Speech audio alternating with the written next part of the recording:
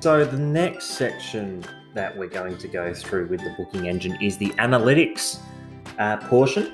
This has a series of reports and metrics which can really help inform your decision making, whether you want to look at it from a pure revenue perspective, marketing perspective, even a sales and corporate perspective to a certain extent. So where you can find this is you've got this menu here on the left, as you can see. The analytics is just a drop down. Now, there's a lot of different reports here which we can look at and analyze, and one I always think is good to look at is the rate type analysis. Now, this analyzes all the rates production that have been sold over a period of time, which you can customize. You can look at it by day, by month. You can analyze by search date, check-in date, checkout date. A lot of the time I look by search date because that takes into account things that are being booked over a period of time. So if I was to take just the month of April, for example, you've got the search date there, you've got revenues there. I'm going to change this table to a reservations. And you can see the level of reservations day by day. Now that's just in a chart type. When you go further down, you can start to see the different rates that are being booked. It sorts itself by number of reservations, room revenue, room nights, average rate, and the average room nights. This is exportable as well, so you can export this into a monthly report if you wish. It also breaks down into a pie graph. You can also have a look here. This is all of them. So if you want to look at active, you can split that as well, and you can also look at cancelled. So if you want to see the level of cancellations on a certain offers, I don't know, maybe you want to look at tightening up cancellation policies or that sort of thing. You can make your assessments out of that, but we find it's quite useful. Room analysis. This one is also really good. So this, unlike rate types, which breaks down the rates that are being booked, this breaks down the room types that are being booked in a very similar fashion. So when it just loads up here, same sort of thing. You can look at reservations, revenue, room nights in this table. It's quite good. Even ADR through that.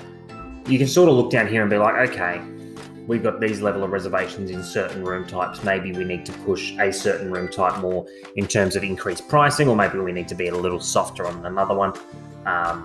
It's quite good. So that's fundamentals, I guess, of what a revenue manager might look for in terms of statistics in that sense. Booking engine performance. This one's really good. So this breaks down a little bit more how the booking engine is performing. So again, I'm just going to filter this to a month, and we'll look in April. This breaks down the amount of searches down here, unique users, number of reservations, revenue, room nights, ADR, negative searches, conversion rate, and the negative search percentage. It's quite useful. So it also has a graph up here, but you can export this as well. So this has been added as an export. So you can export that into a monthly report just to compare your month on month, what your conversion stats have been like. Pickup type analysis, that's another one, which is quite good. So we're just going to load that through here. This is one that, again, you can really look at quite well. So reservation pickup time, pretty self-explanatory. This sort of shows the period of time for reservations that have been booked, the period of time until the arrival. So you can look at it in a monthly sense as well. So this will give you your average lead time of reservations, so March there, and you can see the breakdown. It's quite useful. You can see, we're doing really well on the short lead, but maybe on the longer lead we need to improve something. The different results everywhere, but that's the sort of stats this can show. Brand reputations and reviews. So this basically breaks down your review score. Simple Booking has that embedded. We will go into that a little bit later. But this breaks down your positive, your negative reviews, your neutral reviews, day by day. So that's another thing if you want to look from a brand reputation perspective. Your front office rooms division manager wants to see your review scores. You've also got that on your booking engine, and this can just add into your metrics that you'd have internally within your system. Demand analysis. This one's really good. I highly recommend that you have a look at this one. This basically shows the dates that are in demand by searches. So if I was to extrapolate this is going from the last month, but I'm actually going to break this down until the end of May, for example. It breaks down what dates are being searched for. So there are certain dates which are getting hit. These are around your weekends.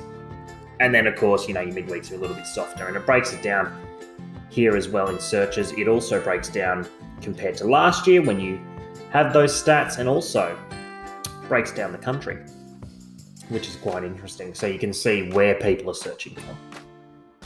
Now, the last one, which is really useful, everyone likes to look at this, is when the OTAs start to do some things which aren't quite to your liking, I guess. So this is the rate match report. So this will have a look at the metrics of every search done within the booking engine, and it'll look at the rate, what the OTA might be doing, and compared to you. So there's some searches here, obviously, where direct is cheaper, there's parity, and also, your Expedias and Booking.coms could be undercutting you. There's up to 6 OTAs you can utilize within the simple booking environment. Normally Expedia, Booking.com, and Agoda are the most popular. And you can extrapolate this for a month as well. So you can look at all different sort of dates and what's being searched and what's not, and what's cheaper and what's not. And it's broken down as well by device. So you might have some things that aren't happening necessarily on desktop that are on mobile. And you can go back to your market managers with that and inquire a bit more.